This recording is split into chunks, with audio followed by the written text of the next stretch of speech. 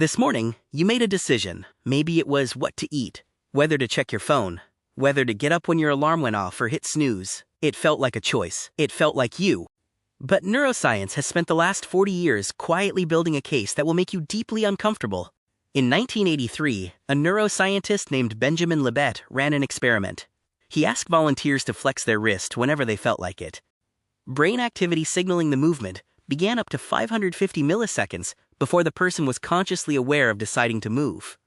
In 2008, a team at the Max Planck Institute could predict which hand a person was going to move up to 10 seconds before the person consciously decided.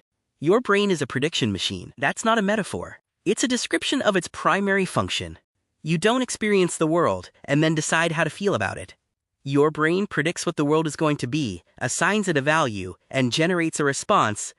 By age 5, your brain has already formed approximately 90% of the neural connections it will ever have.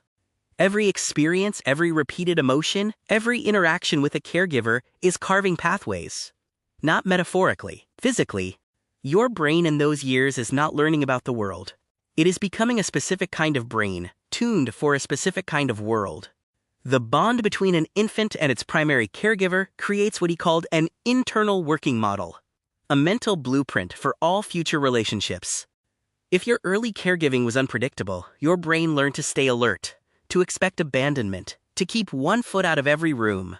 That model doesn't stay in childhood. It travels with you into every relationship you've ever had. Emotional memories, especially fearful ones, are stored differently. They are faster, more durable, and harder to consciously override. This is why a person who grew up in chaos is drawn to chaos as an adult and calls it passion. These aren't personality flaws. They're predictions, accurate ones, made by a very young brain about a very specific environment, still running decades later. The self that's doing all this deciding, the one you call I, may not be as unified as it feels. You unconsciously select memories that confirm who you believe yourself to be. You filter out the ones that don't fit. The story you tell about yourself is not a reflection of your choices. In many cases, it is their cause. Neural pathways can be rewritten. The discovery of neuroplasticity showed that the brain retains the ability to change throughout life. That half-second gap between impulse and action is small, but it exists. And some researchers argue it is exactly where human freedom lives.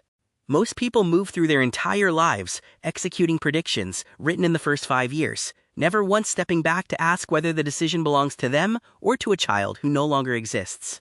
The only question that remains is whether you are going to keep letting that story finish itself, or whether this is the moment you pick up the pen,